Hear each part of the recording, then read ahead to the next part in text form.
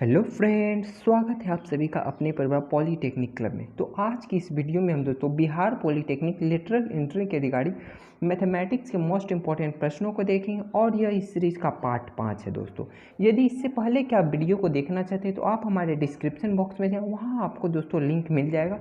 आप वहाँ से उन सभी वीडियो को दोस्तों देख सकते हैं। यदि आप PDF चाहते हैं तो आप हमारे टेलीग्राम चैनल या फिर व्हाट्सएप ग्रुप से जुड़ जाएँ, वहाँ पर आपको लिंक डिस्क्रिप्शन बॉक्स में मिलेगा। तो आज का ये वीडियो दोस्तों फुल आपके डिमांड पे होने वाला है, क्योंकि अमित जी ने मुझे क्वेश्चन के कुछ PDF को सेंड किए थे और बोले थे कि इसका सॉल्यूशन प्रोवाइड कराने के लिए। तो दोस्तों आज की इस वीडियो में हम उन्हीं प्रश्नों के सॉल्यूशन को देखेंगे कि हम लोग कैसे इस मोस्ट इंपॉर्टेंट प्रश्नों को सॉल्व करते हैं। तो चलिए दोस्तों बिना देरी के लिए हम लोग शुरू करते हैं अपने इस सेशन को।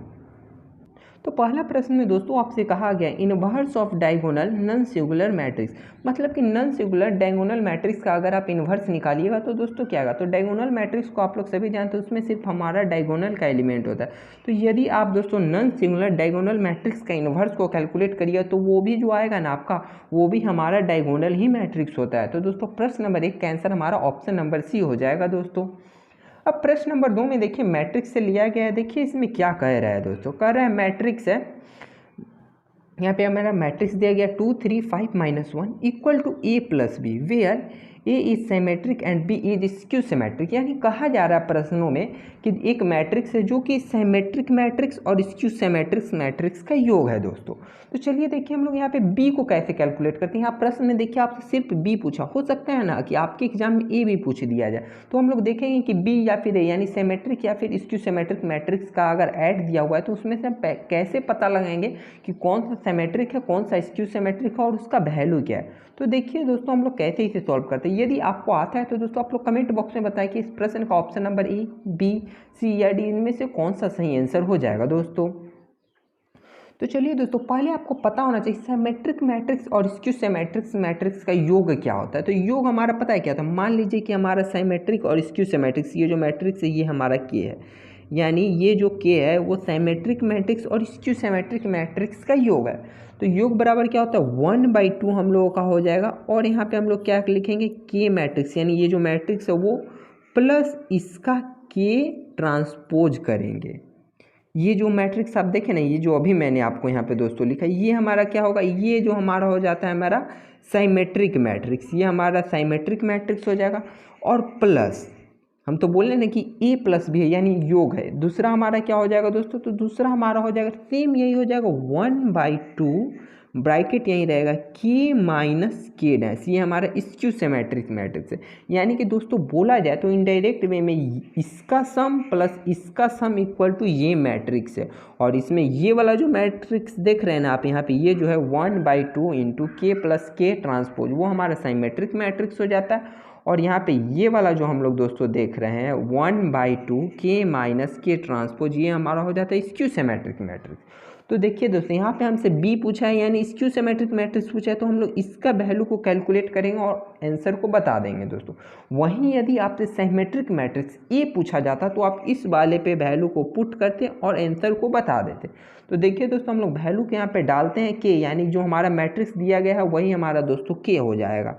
तो हमारा मैट्रिक्स दोस्तों क्या दिया गया है, तो हमारा मैट्रिक्स दोस्तों दिया गया है क्या है। तो सबसे पहले हम लोग मैट्रिक्स को लिखेंगे, 2 है, 3 है, 5 है और दोस्तों -1 है। अब हम लोग को क्या करना है, इसके माइनस ट्रांसपोज को घटाना है। इसका ट्रांसपोज करिए यानी रो को कॉलम बनाना है। तो हमारा ये हो जाएगा 2 3 5 -1 दोस्तों। अब इसे जल्दी से आप सभी लोग सब्ट्रैक्ट करिए और दोस्तों बताइए कि इसका वैल्यू हम लोगों का यहाँ पे क्या आ जाएगा। तो दोस्तों जब हम लोग इसे सब्ट्रैक्ट करेंगे ना, तो देखिए यहाँ पे क्या आ जाएगा, 2 में से 2 कैंसिल आउट होगा तो दोस्तों क्या बचेगा, तो 0 बचेगा। और देखिए 3 - 5 इक्वल टू हम लोगों का -2 हो जाएगा दोस्तों। और 5 - 3 करेंगे तो हमारा 2 हो जाएगा। और 1 - 1 हम लोग का 0, माइनस कैसे, क्योंकि ये माइनस माइनस हमारा प्लस होगा, -1 + 1 इक्वल टू कैंसिल होकर दोस्तों हमारे 0 बच जाएगा। अब यहाँ पे दोस्तों हम लोग जो इस वैल्यू को देख रहे हैं कि 1/2 से हमारा मल्टीप्लिकेशन है ना, तो इसे दोस्तों हम लोग अंदर लेके जाएंगे। डैट मीन्स कि हम लोग मल्टीप्लाई कर देंगे 1/2 से। तो हमारा जो मैट्रिक्स फॉर्म होगा वो 0 -1 1 और 0 हो जाएगा। ये देखिए आपके कितने नंबर ऑप्शन पे दिया गया दोस्तों, तो ऑप्शन नंबर सी पे है, यानी इस प्रश्न का करेक्ट आंसर हमारा ऑप्शन नंबर सी होगा। यदि दोस्तों कोई भी डाउट है तो आप कमेंट करिए या फिर आप व्हाट्सएप पे मैसेज करिए, मैं वहाँ पे फिर से इसे सॉल्व करके समझा दूंगा अच्छे से। ये हमारा साइमेट्रिक मैट्रिक्स हो जाता है दोस्तों, और हमारा स्क्यू सिमेट्रिक्स। यह प्रश्न पे डिपेंड करता है कि आपसे प्रश्न में क्या पूछा गया। साइमेट्रिक पूछा गया तो आप इस पर पुट करिएगा, स्क्यू सिमेट्रिक पूछा गया तो दोस्तों हम लोग इस पर पुट करेंगे वैल्यू को। तो अगला प्रश्न दोस्तों देखिए, प्रश्न नंबर 3 में आपसे क्या पूछा गया। प्रश्न में दोस्तों आपसे कह रहा है ए इज अ मैट्रिक्स, ए आपका मैट्रिक्स है 3x4 ऑर्डर है, ये बोले तो 3 रो और 4 कॉलम है। And b is a matrix, b भी आपका मैट्रिक्स है, कैसा मैट्रिक्स है, such that A transpose B भी हम लोग फाइंड आउट कर सकते हैं और बी ट्रांसपोज ए भी फाइंड आउट कर सकते हैं। बोथ आर डिफाइंड, मतलब दोनों हमारा डिफाइंड है। देन हम लोग को बी का ऑर्डर आपको बताएं। देखिए दोस्तों, ये हमारा मल्टीप्लिकेशन ऑफ मैट्रिक्स से लिया गया, यानी कि दो मैट्रिक्स का यहाँ पे मल्टीप्लाई हो रहा है। ठीक उसी कॉन्सेप्ट पे इस प्रश्नों को हम लोग दोस्तों सॉल्व करेंगे और बी का ऑर्डर को फाइंड आउट करेंगे। तो सबसे पहले इस प्रश्न में हम लोग गौर करेंगे कि ए का ऑर्डर दोस्तों हमारा क्या दिया गया है। ए का ऑर्डर हम लोग का दिया गया, मान लीजिए ये हमारा मैट्रिक्स है, इसका ऑर्डर हम लोग का 3x4 दिया गया। तो सबसे पहले दोस्तों हम लोग इसका ट्रांसपोज लिख लेते हैं, यानी ए ट्रांसपोज जो मैट्रिक्स होगा उसका ऑर्डर क्या होगा, तो उसका ऑर्डर हमारा हो जाएगा 4x3, यानी जो रो रहता है वो कॉलम हो जाता है। यानी यहाँ पे 3 रो 4 कॉलम था तो यहाँ पे 4 रो 3 कॉलम हो गया। ओके दोस्तों, अब ध्यान दीजिएगा दोस्तों, हमें क्या फाइंड आउट करना है, हमें बी का रो और कॉलम फाइंड आउट करना है। तो सबसे पहला कंडीशन देखिए यहाँ पे क्या दिया गया है, बोला है ए ट्रांसपोज बी हम लोग फाइंड आउट कर सकते हैं। तो देखिए दोस्तों, हम लोग यहीं से इसका हम लोग क्या करेंगे, यहाँ से हम लोग इससे बी का हम लोग रो और कॉलम को फाइंड आउट करेंगे। तो सबसे पहले मान लीजिए ए हमारा ए ट्रांसपोज एक मैट्रिक्स है, इसका ऑर्डर दोस्तों कितना है 4x3। बी का हमें रो और कॉलम दोस्तों नहीं पता है, ठीक है कोई बात नहीं, तो मान लीजिए ये m×n है। अब बोला है कि ये डिफाइंड है, तो आप लोग को पता होना चाहिए मैट्रिक्स का मल्टीप्लिकेशन होने के लिए जो रूल होता है कि ये जिससे हम मल्टीप्लाई कर रहे हैं इसका जो कॉलम का संख्या है इसका रो होगा, तभी हम लोग मल्टीप्लाई कर सकते हैं। क्वेश्चन में बोला है कि ये चीज़ हमारा डिफाइंड है, यानी जो बी मैट्रिक्स है उसका एम यानी रो की बात करें तो उसका 3 रो होगा। ये चीज़ तो हमें कंफर्म हो गया दोस्तों। तब हम लोग ऑप्शन में देखेंगे कि किसका रो 3 है, बी का भी है और सी का भी है, यानी ऑप्शन ए और ऑप्शन डी तो हमारा नहीं होगा दोस्तों। अब हम देखेंगे कि हमारा उसका कॉलम कितना होगा, एन कितना होगा। तो देखिए दोस्तों, हम लोग एन को कैसे फाइंड आउट करते हैं, एन को फाइंड आउट करेंगे। फिर हमारा जो सेकंड कंडीशन दिया गया, सेकंड कंडीशन हमारा क्या दिया गया, सेकंड कंडीशन में दिया गया है बी ट्रांसपोज ए हम लोग फाइंड आउट कर सकते हैं, यानी बी ट्रांसपोज का मल्टीप्लिकेशन ए से करेंगे उसे हम लोग फाइंड आउट कर सकते हैं। अब बी ट्रांसपोज, बी हमारा m×n का मैट्रिक्स था, अगर इसका हम लोग ट्रांसपोज करेंगे तो ये हमारा n×m हो जाएगा। और दोस्तों m का मान अभी हमने क्या फाइंड आउट किया था, m का मान हम लोग 3 फाइंड आउट किए थे ना, तो सेम वही लिख दे। इनटू मल्टीप्लाई हम लोग किस मैट्रिक्स से कर रहे हैं, ए मैट्रिक्स। मैट्रिक्स ए का मान कितना है, मान बोले तो दोस्तों रो और कॉलम में पूछ रहा हूँ, तो 3×4 है दोस्तों। तो ठीक है, हम लोग यहाँ पे 3×4 लिए। अब देखिए दोस्तों, मैट्रिक्स के मल्टीप्लिकेशन के अनुसार से हम लोग क्या जानते हैं, इसका जो रो रहता है, इसका जो कॉलम रहता है, सॉरी दोस्तों, इसका हमारा रो होता है। तो यहाँ तो हमारा सेम है 3×3, और जो n का वैल्यू है ये हमारा क्या बन जाता है, यानी n बराबर दोस्तों हमारा क्या बन जाएगा, 4 बन जाएगा। उसी अनुसार से दोस्तों बी मैट्रिक्स का हम लोग का क्या रो हो जाएगा, तो रो हम लोगों ने पहले फाइंड आउट कर लिया, m बराबर 3 कहाँ से फाइंड आउट किया दोस्तों, इससे। और n कहाँ से फाइंड आउट किया दोस्तों, तो n हम लोग यहाँ से फाइंड आउट करते हैं, n हमारा क्या हो जाएगा, n इक्वल टू हमारा दोस्तों 4 हो जाएगा। ये मल्टीप्लिकेशन रूल से हम लोग दोस्तों इसे सॉल्व किए हैं। तो इसे आप अच्छे से अगर समझ गए तो वीडियो को लाइक ज़रूर करिए। अगर अभी भी आपको कोई डाउट है तो कमेंट करिए या फिर व्हाट्सएप पे कर दीजिए मैसेज, मैं वहाँ पे इसको अच्छे से नोटबुक पे लिख के आपको सेंड कर दूँगा दोस्तों। अब चलते हैं हम लोग अगले प्रश्न पे। अगला प्रश्न देखिए, बहुत ही ईजी प्रश्न है, इसे अगर आप सॉल्व करेंगे मेथड से तो आपको बहुत टाइम लगेगा, बट आप एग्जाम में आपको बहुत जल्दी सॉल्व करना है। आपसे दोस्तों इनवर्स पूछा गया। देखिए ये जो मैट्रिक्स है, पहले आप लोग कमेंट बॉक्स में बताइए ये कौन सा मैट्रिक्स है, यानी किस टाइप का ये मैट्रिक्स है। तो आप कहेंगे सर ये जो मैट्रिक्स है ना ये हमारा डायगोनल मैट्रिक्स है, ठीक है। तो जो आप बिल्कुल सही कर रहे हैं कि यह हमारा कौन सा मैट्रिक्स है, डायगोनल मैट्रिक्स है। तो अब आपको इसका इन्वर्स पूछा गया ना, तो आप इसका इन्वर्स आप एकदम कैलकुलेट करने लग जाइए। तो जी नहीं, बिल्कुल नहीं, इसमें हमको क्या करना है ना, डायगोनल मैट्रिक्स का इन्वर्स निकालने के लिए ना जो डायगोनल के एलिमेंट है, मान लीजिए यहाँ पे 2 है ना, तो इसको कुछ नहीं 1/2 कर दीजिए, ये 3 है तो 1/3 कर दीजिए, ये 4 है तो 1/4 कर दीजिए, और बाकी ये जो 0 0 0 0 है बस इसे ऐसे ही पुट कर दें। चाहे डायगोनल मैट्रिक्स में कुछ भी 2 के जगह ए हो, बी हो, सी हो, डी हो, कुछ भी हो उसके जगह दोस्तों आपको उसको सेम 1/2, 1/3, 1/4 करके लिख देना, वही आपका आंसर हो जाएगा दोस्तों। आप इसे बिल्कुल भी कैलकुलेट मत करने जाइएगा, आपका टाइम बर्बाद होगा। सेम शॉर्ट ट्रिक है दोस्तों, इसी से आप लोग बनाइएगा। अगला प्रश्न देखिए आपका किससे लिया गया है दोस्तों। तो अगला प्रश्न हमारा किससे लिया गया है, मैट्रिक्स और जीपी का दोनों का मिक्सअप क्वेश्चन। यहाँ पे देखिए प्रश्न में आपसे क्या कह रहा है, A1 A2 dot dot AN हमारा क्या है, AN हमारा कहाँ किस चीज़ में है दोस्तों, तो ये हमारे जीपी में यानी ज्योमेट्रिक प्रोग्रेस में। अब देखिए यहाँ पे क्या कर रहा है, लॉग AN इस जो मैट्रिक्स हमसे क्या पूछा है, वैल्यू पूछा है। तो देखिए दोस्तों हम लोग इसे कैसे सॉल्व करते हैं और इसके वैल्यू को कैसे फाइंड आउट करते हैं दोस्तों। तो देखिए दोस्तों हम लोग इसे कैसे सॉल्व करते हैं, यहाँ पे मैंने सॉल्व कर चुका हूँ पहले। तो इसे देखिएगा दोस्तों, मैं आपको समझा देता हूँ। जब भी कोई हमारा जीपी में रहता है तो उसका हम लोग का कॉमन रेशियो हमारा दोस्तों क्या होता है, आर होता है। कॉमन रेशियो आप लोग जीपी अच्छे से पढ़ें, अगर डाउट है तो बोलिएगा, इस प्रश्न में मैं आपको बता दूँगा। कॉमन रेशियो मान लीजिए आपका कोई सीरीज चल रहा है, यानी इसका डिवाइडेड अगर इससे करिएगा तो जो आएगा नहीं यहाँ पर, फिर यहाँ पर जो वैल्यू होगा इसको डिवाइडेड ये करिए, ए भी आ रहेगा, फिर इसको इससे डिवाइड करिएगा, ये भी आ रहेगा, फिर इसको इससे डिवाइड करिएगा, ये भी आ रहेगा, यानी यही हमारा कॉमन रेशियो होता है। आर वैल्यू तो आर की जगह 1 2 3 कुछ भी आ सकता है, लेकिन सब इक्वल ही आएगा दोस्तों। अब प्रश्न में हमारा क्या दिया गया, एक डिटर्मिनेंट दिया गया। तो डिटर्मिनेंट जो है हमारा सेम वही दोस्तों हम लोग यहाँ पे लिख लिए हैं डिटर्मिनेंट। अब हम लोग वहाँ पे एक ऑपरेशन लगाएंगे। कौन सा ऑपरेशन लगाएंगे दोस्तों, तो वहाँ पे हम लोग करेंगे C2 बोले तो कॉलम 2, इस कॉलम को हम लोग क्या करेंगे, C2 माइनस C1, यानी कि इसमें से C1 को घटा के यहाँ पे लिख देंगे। तो देखिए दोस्तों यहाँ पे हम लोग सेम वही चीज़ कर रहे हैं कि C2 में क्या कर रहे हैं, C1 को माइनस कर रहे हैं। यहाँ पे हम लोगों ने पहले C2 को लिख लिया और माइनस क्या कर रहे हैं, माइनस C1 जो ये वाला वैल्यू है इसे हम लोग दोस्तों माइनस कर रहे हैं, ठीक है, तो माइनस कर रहे हैं, ओके। और फिर हम लोग C3 में क्या कर रहे हैं, तो C3 में भी हम लोग क्या कर रहे हैं ना, C3 तो लिख लिया पहले, उसमें से हम लोग C2 को घटा रहे हैं। देखिए ये हमारा C2 है, C2 को माइनस कर, ऐसा क्यों कर रहे हैं, तो देखिए इसे हम ऐसे सॉल्व करना चाह रहे हैं ताकि इसे जल्दी सॉल्व कर लें। और दोस्तों ये जो प्रश्न है ना, इसका आंसर हम लोग का 0 ही आने वाला है। तो देखिए ये कैसे 0 आएगा दोस्तों, यहाँ पे दोस्तों हम सभी लोगों ने इसे माइनस तो कर लिया। उसके बाद एक दोस्तों फार्मूला होता है कि अगर लॉग होता है ना, लॉग ए माइनस बी बराबर क्या होता है, मान लीजिए ये भी लॉग है, लॉग ए माइनस बी बराबर होता है लॉग ए बाई बी होता है हमारा दोस्तों। सेम उसी फार्मूला का हम लोग यहाँ पे उपयोग करेंगे दोस्तों।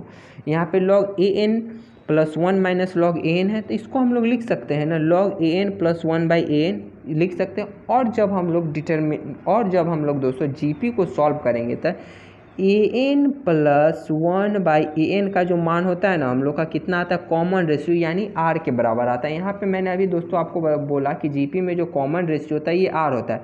तो इसे हम लोग कैलकुलेट कैसे करते हैं, तो इसे कैलकुलेट करने का दोस्तों हम लोग एक फार्मूला पढ़े थे जो कि शायद 11 क्लास में हमें पढ़ना था। r बराबर कॉमन रेशियो बराबर क्या होता है, an प्लस 1 हमारा डिवाइडेड बाई कितना हो जाएगा, an। ये जो होता है ये हमारा कॉमन रेशियो r होता है दोस्तों। तो जब हम माइनस किए तो हमारा कितना आया, माइनस करने पे दोस्तों हमारा आया log an plus 1 minus log an। और लॉग के फार्मूला हम लोग जानते हैं, लॉग a माइनस बी बराबर क्या होता है, लॉग a बाई बी हो जाता है। सेम उसी फार्मूला से ये चीज़ हम लोगों ने लिखा, और इसका मान जो होता है हमारा r के बराबर होता है, जो कि हम लोगों ने जीपी से जानते हैं। यहाँ पे मैंने वो फार्मूला दोस्तों आपके लिए लिख दिया गया, ये हमारा r हो गया। अब जो यानी हमारा वैल्यू मिला दोस्तों, वो वैल्यू हमारा देखिए दोस्तों क्या मिल गया, लॉग r। और ये जो वैल्यू आप माइनस करिएगा तो सारा जगह हमारा log r log r log r हो जाए, लॉग r हो जाए। और डिटर्मिनेंट की एक प्रॉपर्टी होती है दोस्तों कि अगर मान लीजिए ये हमारा डिटर्मिनेंट है, किसी भी दो रो अगर इक्वल हो जाता है तो उसका वैल्यू 0 हो जाता है, या फिर कोई भी दो कॉलम हमारा आपस में इक्वल हो जाते हैं तो उस डिटर्मिनेंट का मान हमारा 0 हो जाता है दोस्तों। आई होप कि आप इसे अच्छे से समझेंगे। अगर अभी भी इस प्रश्नों में डाउट है तो आप कमेंट करिएगा। इस यहाँ का जो एक स्टेप मैंने छोड़ा है यहाँ पे, वो आपको बाद में फिर सॉल्व करके बता दूंगा दोस्तों कि यहाँ पे कैसे हमारा लॉग r हो गया। बस हम लोग जीपी का फार्मूला उपयोग किए, कौन सा फार्मूला, तो common ratio r equal to an plus 1 by an, इसका उपयोग किए। और एक लॉग का फार्मूला कौन सा उपयोग किए दोस्तों, लॉग का फार्मूला हम उपयोग किए, लॉग a माइनस बी बराबर दोस्तों हमारा क्या होता है, लॉग a बाई बी होता है। अब चलते हैं हम लोग अपने अगले प्रश्न पे। अगला प्रश्न देखिए एक मैट्रिक्स से लिया गया, काफ़ी अच्छा प्रश्न है और ट्रिकी भी प्रश्न है। देखिए दोस्तों इसी टाइप के कुछ कुछ प्रश्न आपके एग्जाम में जरूर रहेंगे। यहाँ पे बोला है lambda cube minus 5 lambda square minus 3 lambda plus 2y is equal to 0, then आपको एडजॉइंट ऑफ ए पूछा है। तो ऐसे प्रश्नों को सॉल्व करने का एक प्रोसेस होता है दोस्तों। सबसे पहले ये जो है ना, इसे हम लोग मान लेंगे कि lambda I minus A mod equal to हमारा क्या हो जाएगा, ये जो हमारा lambda cube minus 5 lambda square minus 3 lambda plus 2i। इस तरीके से हम लोग इसे ये मान लेंगे और उसमें हम लोग क्या करेंगे, लैम्डा का वैल्यू को शून्य पुट करेंगे यानी जीरो। अगर लैम्डा का वैल्यू हम इसमें जीरो पुट करेंगे तो हमारा क्या आएगा दोस्तों, माइनस ए मॉड आ जाएगा और ये भी दोस्तों हमारा जीरो हो जाएगा, ये भी जीरो हो जाएगा, ये भी जीरो हो जाएगा। अब बचेगा 2i और i का मान दोस्तों हमारा क्या होता है, i का मान 1 होता है और 2 में 1 से मल्टीप्लाई करेंगे तो हमारा कितना आएगा दोस्तों, तो हमारा वो कितना आ जाएगा, 2 आएगा। और मॉड के प्रॉपर्टी से दोस्तों हम लोग जानते हैं कि माइनस जो रहता है ना वो हमारा क्या हो जाता है, उसको प्लस बना देता है, यानी कि यहाँ से जो a का मान आएगा, a का मान हम लोग 2 आ जाएगा।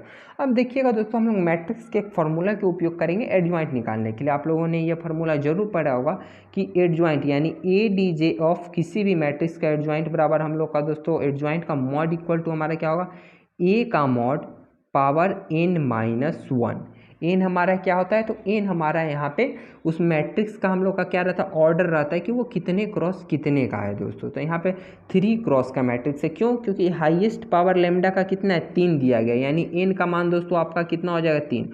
और सेम इसी फॉर्मूले से मैंने प्रीवियस वीडियो में आपको एक क्वेश्चन सॉल्व कराया था, तो आपको ये दोस्तों पता होना चाहिए कि इसे हम लोग कैसे सॉल्व करेंगे।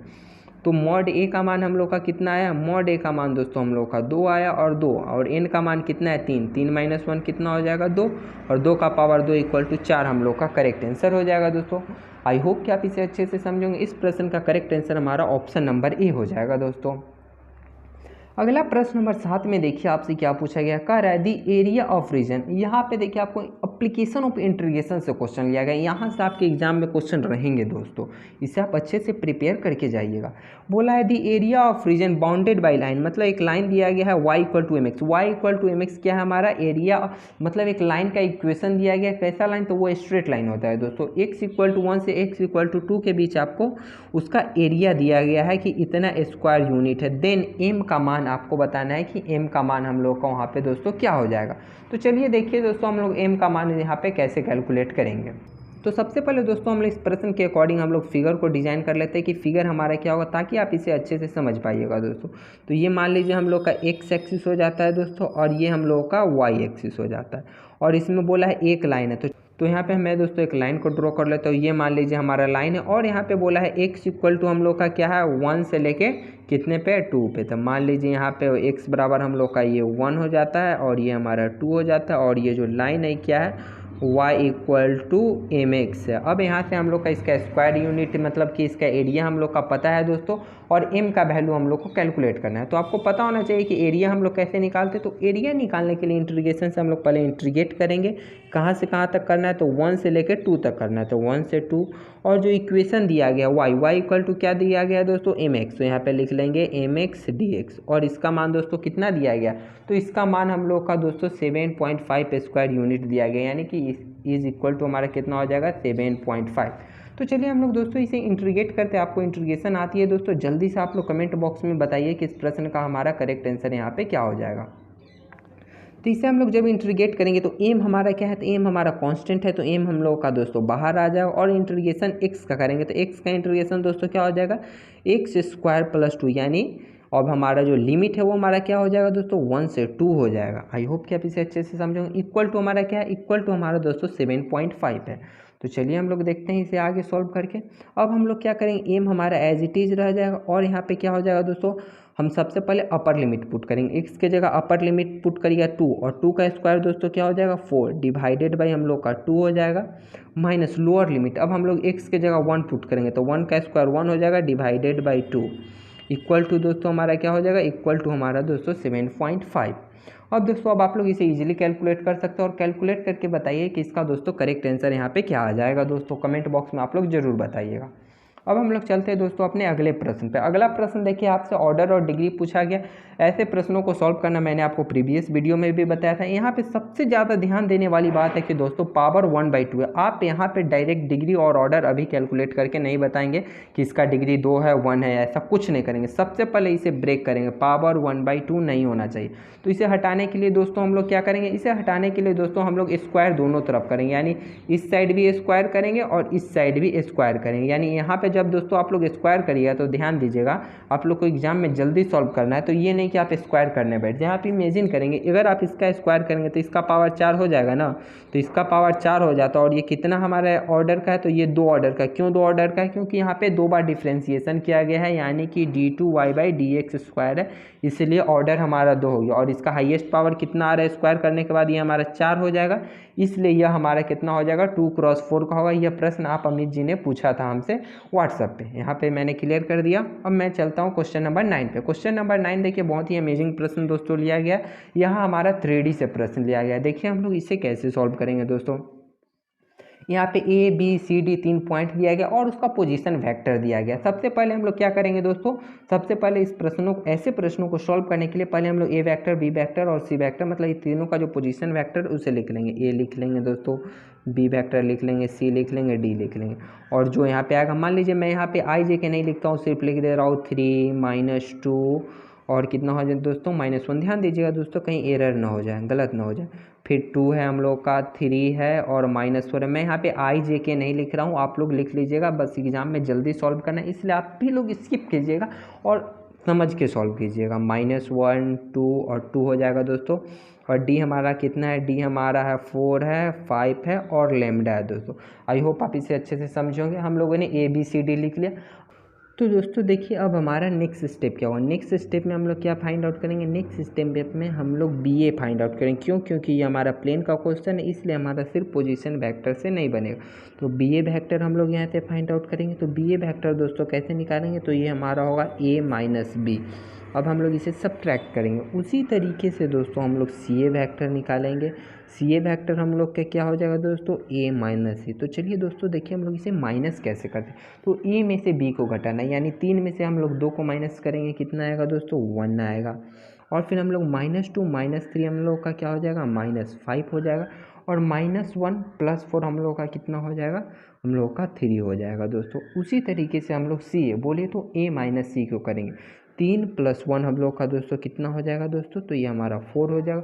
और -2 हम लोग का कितना हो जाएगा -4 हो जाएगा। और हम लोग का -1 और -2 हम लोग का -3 हो जाएगा। अब सेम एज इट इज़ हम लोग क्या कैलकुलेट करेंगे, उसी तरीके से हम लोग दोस्तों यहाँ पे कैलकुलेट कर लेंगे DA बोले तो क्या हो जाएगा दोस्तों, कमेंट बॉक्स में जल्दी बताइए। तो DA वेक्टर हम लोग का हो जाएगा A - D। आप लोग ध्यान दीजिएगा दोस्तों कहीं यहाँ पे हमसे गलती ना हो जाए।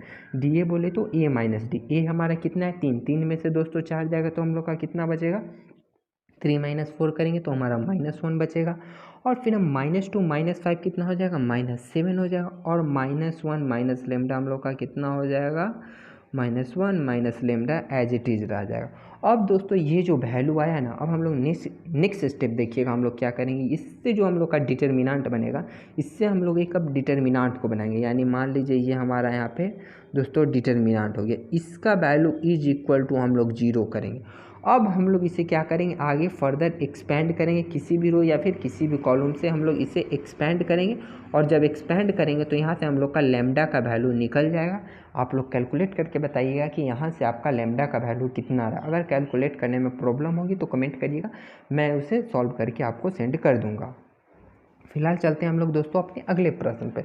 अगला प्रश्न देखिए आपका वेक्टर से लिया गया। यहाँ पे क्या कह रहा है प्रश्न में दोस्तों, प्रश्न में कह रहा है A vector, B vector, C vector है, जिसका मैग्नीट्यूड आपका 1, 1, 2, यानी A का मैग्नीट्यूड 1, B का 1 और C का हमारा 2 दिया गया। देन आपको बोला है A cross C plus B vector = 0। Then आपको A और C के बीच एंगल थीटा को फाइंड आउट करना है। तो देखिए दोस्तों हम लोग इसे कैसे सॉल्व करते हैं। यदि दोस्तों आप इसे सॉल्व कर लिए तो कमेंट बॉक्स में बताएं कि इसका करेक्ट आंसर हमारा यहाँ पे क्या हो जाएगा दोस्तों। तो सबसे पहले हम इसे एज इट इज़ लिख लेंगे। एज इट इज़ मतलब यहाँ पे क्या दिया गया, A वेक्टर क्रॉस C का ब्रैकेट में है प्लस B वेक्टर = दोस्तों 0 है। B को हम लोग उस साइड सेंड कर देंगे तो हमारा माइनस भी हो जाएगा। तो सेम वही करेंगे हम लोग, A क्रॉस C वेक्टर है दोस्तों हम लोगों का यहाँ पे = हम लोग का -B होगा। अब दोस्तों नेक्स्ट स्टेप में क्या करेंगे, हम लोग दोनों तरफ मॉड लगा देंगे, मॉड इधर भी मॉड इधर भी। हमारा नेक्स्ट स्टेप हो गया दोस्तों। फिर आगे हम उसी तरीके से इसे सॉल्व करेंगे। आपको पता है दोस्तों मॉड हमारा यहाँ पे मल्टीप्लिकेशन में, तो इसे हम लोग ऐसे ब्रेक कर सकते हैं, मॉड A ए क्रॉस सी का मॉड लिख सकते हैं। और प्रश्न में दिया गया है बी का मैग्नीट्यूड हमारा दोस्तों क्या है, बी का मैग्नीट्यूड 1 है, माइनस बी लिखा हुआ है या फिर बी लिखा हुआ है, दोनों का मान एक ही 1 ही आएगा दोस्तों। और ए का भी मैग्नीट्यूड दोस्तों हम लोग का दिया गया है, ए का भी मैग्नीट्यूड हम लोग का 1 हो जाता है और 1 से आप मल्टीप्लाई करिएगा तो भी हमारा कोई फ़र्क नहीं पड़ेगा, यानी कि हमारा यहाँ पे क्या होता है, ए क्रॉस सी का मान हम लोग का मॉड का मान कितना आ जाएगा, 1 आएगा। अब एक फार्मूला हम लोग वेक्टर में पढ़े थे कि ए क्रॉस बी वेक्टर बराबर दोस्तों हम लोग का क्या होता है, तो ए क्रॉस बी बराबर देखिए हम लोग का क्या होता है, ए क्रॉस बी बराबर हम लोग का दोस्तों होता है mod a mod B sine theta. देखिए यहीं से हम लोग यहाँ पे एंगल को कैलकुलेट करें कि ए और सी के बीच क्या है, तो यहाँ पे ए क्रॉस सी का मान पूछा है ना, तो सेम यहाँ पे हम लोग डालेंगे mod a mod c sine theta equal to दोस्तों हमारा 1 हो गया। ओके दोस्तों कोई बात नहीं। और मॉड ए बोले तो ए का मैग्नीट्यूड कितना दिया गया है दोस्तों, तो ए का मैग्नीट्यूड क्वेश्चन में हमारा 1 दिया गया है और सी का मैग्नीट्यूड कितना दिया गया है, 2 दिया गया है और साइन थीटा इक्वल टू हमारा कितना हो गया, 1 हो गया। फिर हम लोग जब इसे दोस्तों आगे सॉल्व करेंगे तो आगे हमारा क्या आ जाएगा, यहाँ से sine theta is equal to 1/2 होगा और साइन के थीटा के किस वैल्यू पे मान हमारा 1/2 आता है, तो 1/2 हमारा 30 डिग्री पे आता है। 30 डिग्री बोले तो दोस्तों यानी कि π/6 पे आता है। हम लोग ऑप्शन देखें कि हमारा कितने नंबर ऑप्शन दोस्तों यहाँ पे करेक्ट है, तो ऑप्शन नंबर ए यहाँ पे हम लोग का दोस्तों करेक्ट आंसर हो जाएगा प्रश्न नंबर 10 का। अब हम लोग चलते हैं दोस्तों अपने अगले प्रश्न पे। अगला प्रश्न बहुत इजी प्रश्न है। यहाँ पे बोला है the distance of point A from the x axis से आपका इस पॉइंट ए बी सी का पूछा है। देखिए दोस्तों एक्स एक्सिस से पूछा है तो एक्स को 0 कर दीजिए, यहाँ पे मान लीजिए एक्स है, वाई है, जेड है ना, तो ए को आप लोग 0 कर दीजिए, जो बचा उसका स्क्वायर कर दीजिए, यानी बी स्क्वायर प्लस सी स्क्वायर दोस्तों यहाँ पे हो जाए। इससे आप डिस्टेंस फार्मूला से भी कैलकुलेट करिएगा तो सेम यही वैल्यू आएगा, लेकिन जब भी आपको जिस एक्सिस से बोले उसको 0 कर देना और बाकी जो बचा है उसे लिख देना। आप सॉल्व करिएगा, टाइम वेस्ट हो जाएगा, अंतिम में आंसर यही आएगा। जो बोले ना जिस एक्सिस, वाई से पूछा तो वाई को 0 कर दीजिए, जेड से पूछे तो जेड को 0 कर दीजिए, बाकी जो बचा उसके रूट के अंदर को स्क्वायर कर दीजिए। आई होप कि आप इसे अच्छे से समझे होंगे दोस्तों।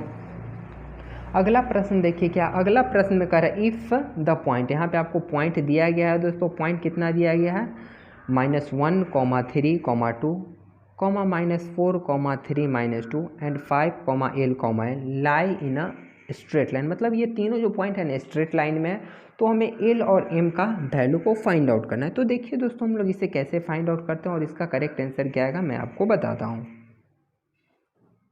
तो देखिए दोस्तों मैंने इस प्रश्न को यहाँ पे सॉल्व कर लिया ताकि समझाने में थोड़ा इजी हो जाए और यहाँ पे थोड़ा लिखने में प्रॉब्लम हो रही थी। तो देखिए सबसे पहले ये जो पॉइंट हम मान लिए कि ये हमारा पॉइंट ए है और इसको मान लिए ये हमारा पॉइंट बी है और इसको मान लिए कि यह हमारा पॉइंट सी है। अब हम लोग जानते हैं स्ट्रेट लाइन का जो कंडीशन होता है हमारा दोस्तों, यहाँ पे जो मैंने लिखा हूँ दोस्तों ये हमारा स्ट्रेट लाइन का कंडीशन होता है दोस्तों, इसे आप याद रखिएगा। अगर कोई मतलब 3 पॉइंट दिया गया एक्स वाई जेड कोऑर्डिनेट के साथ, वो अगर स्ट्रेट लाइन में, तो हम लोग इस तरीके से उसे लिख सकते हैं और ये तीनों हमारा इक्वल टू आना चाहिए। यहाँ पे कंडीशन क्या है, तो x3 minus x1 divided by x2 minus x1 equal to हमारा y3 minus y1 divided by y2 minus y1 is equal to z3 minus z1 by z2 minus z1। यह दोस्तों हमारा कंडीशन हो जाता है। अगर इस कंडीशन को सेटिस्फाई करता है तभी वो हमारा स्ट्रेट लाइन होगा। प्रश्न में बोला था वो हमारा स्ट्रेट लाइन है, इसलिए हम लोग इसे इस तरीके से दोस्तों लिखें। अब देखिए हमारा नेक्स्ट स्टेप क्या आ जाएगा। अब हम लोग नेक्स्ट स्टेप में इसके वैल्यू को पुट करेंगे। दोस्तों मैंने आपको प्रीवियस वीडियो में बताया था कि यह हमारा x1 हो जाता है, यह हमारा x2 हो जाता है, सॉरी दोस्तों प्रीवियस वीडियो में मैंने आपको बताया था यह हमारा x1 हो जाता है, यह हमारा y1 हो जाता है और यह हमारा z1 हो जाता है और यह हमारा x2 हो जाता है, ये y2 होता है और ये z2 होता है। उसी तरीके से ये x3 y3 z3 हो जाता है। अब हम लोग उस वैल्यू को यहाँ पे पुट किए और पुट करने के बाद उसे हम लोग सॉल्व किए। तो सॉल्व करने के बाद दोस्तों हमारा क्या आ रहा है, सॉल्व करने के बाद हमारा दोस्तों यहाँ पे ये आ जाएगा।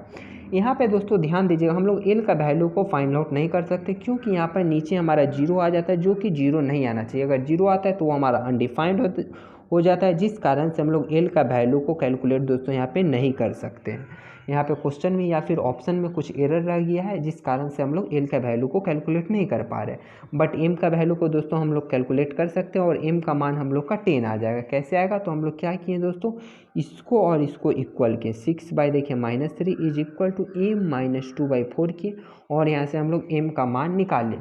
बट लेकिन जब हम इस दोनों को इक्वल करते हैं तो यहाँ से हमारा नीचे 3 - 3 इज इक्वल टू 0 आता है, जो कि हमारा अनडिफाइंड हो जाता है, जिसके कारण हम लोग इसे फाइंड आउट नहीं कर सकते हैं। आई होप कि आप इसे अच्छे से समझे होंगे दोस्तों।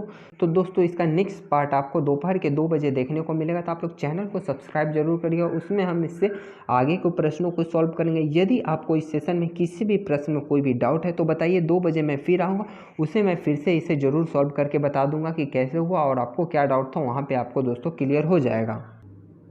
तो दोस्तों इस वीडियो के लिए इतना ही, मिलते हैं हम लोग अगले वीडियो में। ये हमारी कुछ प्रीवियस वीडियो है जिसे आप हमारे चैनल पर विजिट करके देख सकते हैं और अपनी पढ़ाई और अपनी प्रिपरेशन को कंटिन्यू करते रहिए और रिवीजन अपने अच्छे से करते रहिए। और हमारे साथ दोस्तों बने रहने के लिए आपका बहुत बहुत धन्यवाद। मिलते हैं फिर 2 बजे हम लोग नेक्स्ट पार्ट में इसके।